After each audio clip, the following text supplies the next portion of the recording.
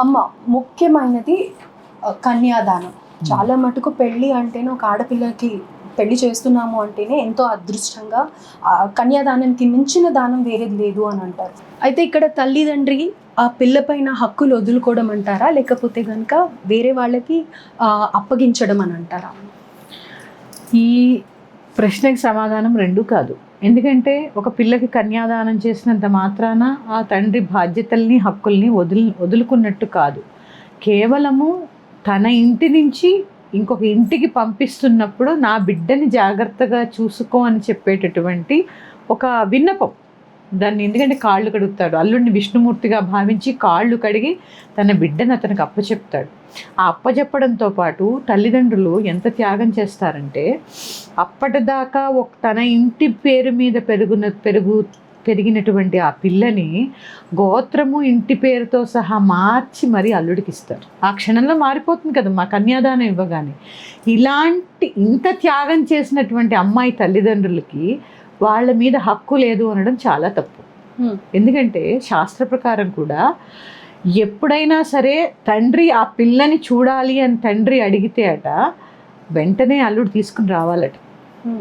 అంతే తప్ప ఆ ఇంటికి వెళ్ళకూడదని అలాంటివి ఏం లేదు. ఎందుకు వచ్చాయి ఈ పద్ధతులు అంటే, పూర్వం చిన్న చిన్న వయసుల్లో పెళ్ళిళ్ళు అయిపోయి ఉండేవమ్మా. వెళ్ళినప్పుడు చిన్న పిల్ల 8 సంవత్సరాలకి వివాహం అయిపోయి 12 సంవత్సరాలకి అత్తవారింటికి వెళ్ళిందనుకో, రోజు అస్తమాను వెళుతుంటే బెంగ పెట్టుకుంటుందిగా. చిన్నపిల్ల కదా, అప్పటిదాకా పని అలవాటు ఉండదు. ఆ ఇంటికి వెళ్ళిన తర్వాత పని చేయాల్సి వస్తుంది, అన్నీ ఉంటాయి. ఒక్కసారి తల్లిదండ్రులను చూసి నేను ఒకలాంటి ఎమోషన్కి లోనవుతూ ఉంటారు చిన్నపిల్లలు కదా. ఇలాంటి వాటికి కొన్ని ధర్మాలు పెట్టారు అంతే తప్ప వాళ్ళు కూడా ఎక్కడ బిడ్డను చూడకూడదని కానీ, అల్లుడిని కూతుర్ని ఇంటికి పిలవకూడదని కానీ ఎక్కడ మన ధర్మంలో లేదు. పెళ్లి చేసినంత మాత్రాన పిల్లల్ని వదిలేసుకోవాలని ఎక్కడా లేదమ్మా. ఇంకా త్యాగమూర్తిని చెప్పాలి, ఆడపిల్లల తల్లిదండ్రులు త్యాగమూర్తులని చెప్పాలి. ఎందుకంటే 20 సంవత్సరాలు పెట్టినటువంటి తన బిడ్డని గోత్రంతో సహా ఇంటి పేరుతో సహా దానం ఇస్తారు.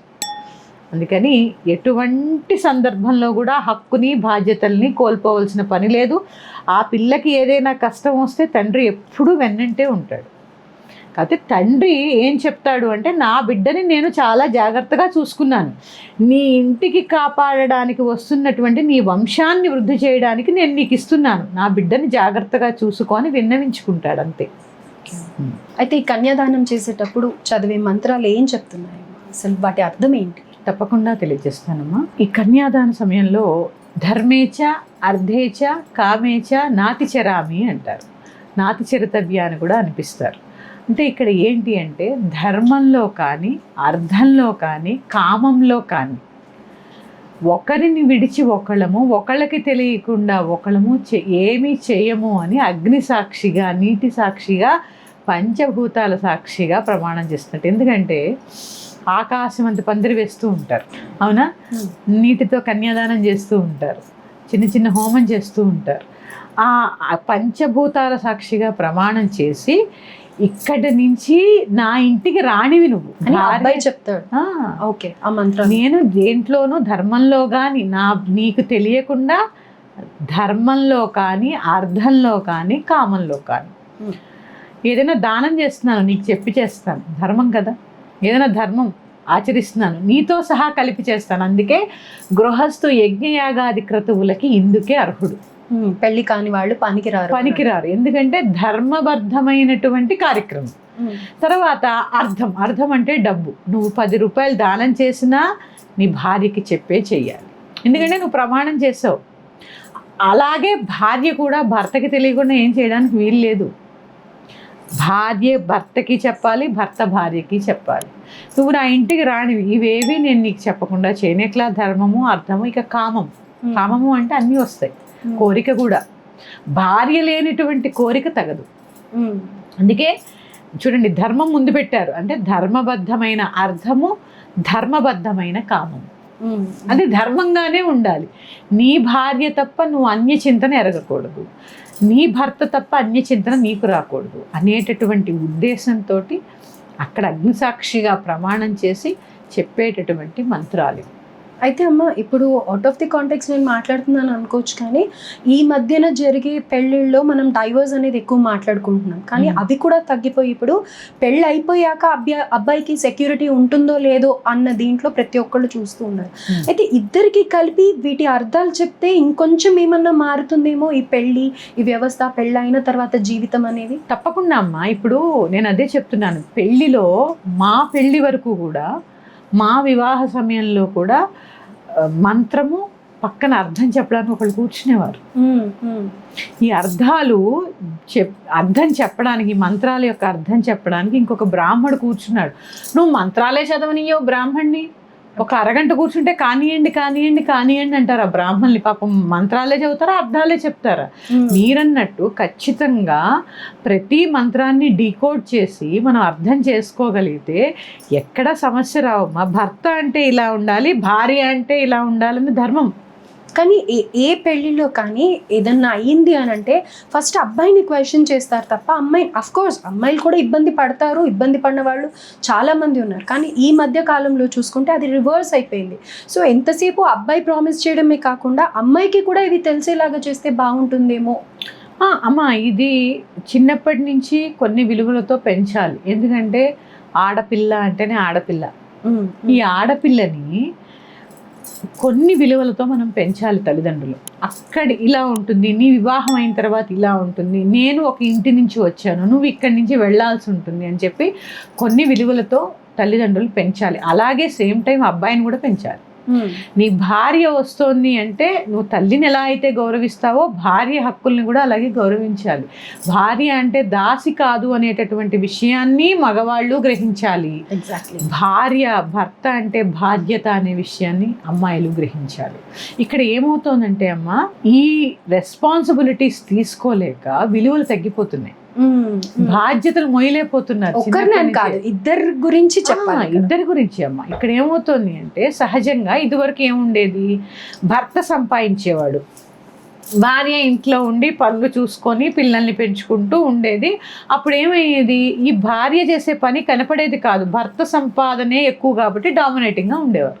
అంటే డబ్బులు తెచ్చిస్తున్నాడు కాబట్టి డామినేటింగ్గా ఉండేవారు. కానీ ఇప్పుడు అమ్మాయిలు సంపాదిస్తున్నారు, అబ్బాయిలు సంపాదిస్తున్నారు. ఎందుకంటే ఇద్దరూ సంపాదించకపోతే సంసారం గడవడం అనేది చాలా కష్టం, ఈ రోజుల్లో చాలా కష్టం. అలాంటప్పుడు ఒక్కడి విలువ ఒకళ్ళు గ్రహించాలి, ఒకళ్ళ బాధ్యత ఒకళ్ళు తీసుకోవాలి. మీరు ఇద్దరు లోటు, ఇప్పుడు 5,000 ఒకలా ఉన్నాయమ్మా. భార్యాభర్తలు మనసులు కలవాలి, మాట తేడా వస్తుంది, ఒకసారి తేడా వస్తే అది ఎందుకు వచ్చింది అని చెప్పి కూర్చుని చర్చించుకోగలిగితే ఆ సమస్యకి అక్కడే పరిష్కారం లభిస్తుంది. కూర్చుని మాట్లాడకుండా ఈగోలకి పోయి ఆత్మాభిమానానికి, నేను ఒకసారి చెప్పాను, ఈ ఆత్మాభిమానానికి ఈగోకి ఒక సన్నని రేఖ ఉంటుంది, ఆ రేఖని గుర్తించడం లే.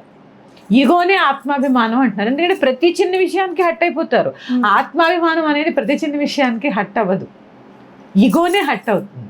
ఇది గ్రహించినప్పుడు, విలువల్ని పెంచుకున్నప్పుడు తప్పకుండా ఎక్కడా విడాకులనే శబ్దం రాదు, విడిపోవాలనే ఆలోచన రాదు. ఎందుకంటే ఇందాక సుముహూర్తం గురించి చెప్పుకున్నాం, ఆ సుముహూర్తంలో ఉన్న బలం ఏంటంటే, ఎందుకంటే చూడండి అమ్మా, మనం ఎక్కడో 20 సంవత్సరాలు పెరుగుతాం, ఒక మగవాడిని పెళ్లి చేసుకుని తెలియని ఇంటికి వెళ్తాం.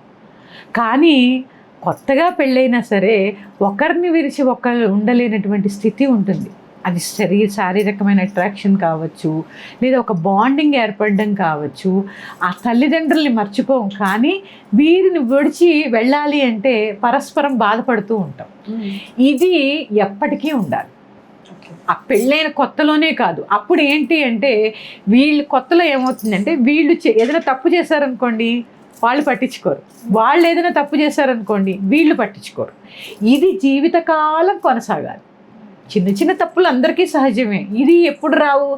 ఏదైనా పని ఉందా, ఇద్దరు చర్చించుకోండి, ఒకళ్ళనొకళ్ళు పరస్పరం అర్థం చేసుకోండి, ఒకళ్ళకి తెలియకుండా ఒకళ్ళు ఏమి చేయకండి, గొడవలే లేవుగా. ఒకరి కుటుంబాన్ని, మీ అమ్మా నాన్న ఎక్కువ, మా అమ్మా నాన్న ఎక్కువ కాదు, పరస్పరం ఇరు కుటుంబాలని గౌరవించుకోవాలి. ఇక్కడ పెద్దవాళ్ళ పాత్ర, నేను ఇది చెప్పాలి, పిల్లలు మనం కూడా ప్రతి విషయాల్లో ఇన్వాల్వ్ అవ్వకూడదు. ఎందుకంటే మనకి చిన్నగా అనిపిస్తారు, కానీ పిల్లలు పెళ్ళిళ్ళు అయిన తర్వాత వాళ్ళు పెద్దవాళ్ళే. ఎందుకంటే మన సామాజిక స్పృహలో మనం ఎప్పుడో అలా ఉన్నామని చెప్పి ఇప్పటికీ అలా ఉండాలి అనుకునేది కరెక్ట్ కాదు. వాళ్ళు పెరిగిన వాతావరణం అన్నీ కూడా బేస్ అయి ఉంటాయి కదమ్మా.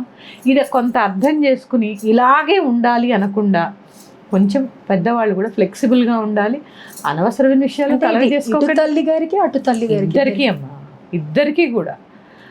ముఖ్యంగా కొడుకు మీద ఆధారపడినటువంటి తల్లిదండ్రులు ఎవరైతే ఉన్నారో వారు ఫ్లెక్సిబుల్గా ఉండాలి. మీకు అసలు ఎందుకు వాళ్ళ విషయాలు చెబితే వినండి, హాయిగా కృష్ణారామ అనుకోండి. చెప్పకపోతే అమ్మయ్య నాకు బాధ్యత తగ్గిపోయింది అనుకోండి.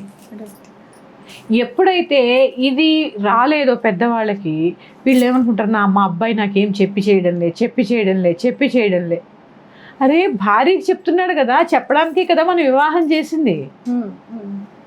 చెప్పడానికి చెప్పి హాయిగా మీరు ఇంకా ప్రశాంతంగా ఉండండి. వాళ్ళ తిప్పలు వాళ్ళు పడుతున్నారుగా, మీకు ఎందుకు హాయిగా మిమ్మల్ని బాగా చూసుకుంటున్నారు కదా, అది చాలు. అందుకే ఎక్కువ ఇన్వాల్వ్మెంట్ అనేది తగ్గించుకోండి. వాళ్ళు ఏదైనా చెబితే వినండి, మీకు నచ్చితే ఓ సలహా చెప్పండి, లేదా హాయిగా ప్రశాంతంగా కూర్చుని మీ పని మీరు చేసుకుంటే మన వాళ్ళతో ఆడుకోండి. దీనివల్ల అది ఇరు కుటుంబాల పెద్దలకినమ్మా, ఇరు కుటుంబాలకి నేను చెప్తున్నాను. దీనివల్ల అసలు మీరు చూడండి, వాళ్ళు రెస్పెక్ట్ ఇవ్వడం పెరుగుతుంది, అనవసరమైన గొడవలు ఉండవు. చూడండి మా అత్తమామలు ఎంత బాగుంటారో, మమ్మల్ని ఏం అడగరు, వాళ్ళ పని వాళ్ళు చూసుకుంటున్నారనే భావన వాళ్ళకు వస్తుంది. ఈ అతిగా ఇన్వాల్వ్ అవ్వడం వల్ల కూడా చాలా సమస్యలు వస్తూ ఉంటాయి. రైట్. చాలా ఓవరాల్గా మీరు చెప్పేది ఇప్పుడు అర్థేచ, కామేచ, మోక్షేచ ఇవన్నీ కూడా ఇద్దరు ఒకళ్ళ గురించి ఒకరు ప్రామిస్ చేసుకోవడం, లైఫ్ లాంగ్ గా హ్యాపీగా ఉంటాము. ఇక్కడ ధర్మం అనే దాంట్లో అమ్మ తల్లిదండ్రులని చూడడం కూడా ధర్మం. ఇప్పుడు ఎలా అయితే మగపిల్లవాడి తల్లిదండ్రులకి కష్టం వచ్చినప్పుడు ఆ పిల్ల నిలబడిందో, ఆ అమ్మాయి తల్లిదండ్రులకు కూడా ఏదైనా కష్టం వచ్చినప్పుడు ఈ అల్లుడు కూడా నిలబడగలగాలి. అదే ధర్మం, ఇప్పుడున్న ధర్మం అదే కదా. అయితే అమ్మ ఇప్పుడు ఇది సమయం, ఇది కరెక్ట్గా అడగాల్సిన సందర్భం కాబట్టి అడుగుతున్నాను. ఈ మధ్య కాలంలో వచ్చే పెళ్ళిళ్ళకి సంబంధించి అటు అబ్బాయి తరఫు కానీ ఇటు అమ్మాయి తరఫు కానీ బాధ్యతలు ఏవి ఉండకూడదు అని అంటున్నారు. కానీ ఆ బాధ్యత అనేది తల్లిదండ్రులు ఉండటం, ఎస్పెషల్లీ అటు అబ్బాయికి కానీ ఇటు అమ్మాయికి కానీ, అబ్బాయి తరఫున అయితే ఉండొద్దు అనే అమ్మాయిల రిక్వెస్ట్ ఉంటుంది అనమాట. వాళ్ళు చూసేదే వెనకాల ఎవరు లేకపోతేనే మేము పెళ్లి చేసుకుంటామని.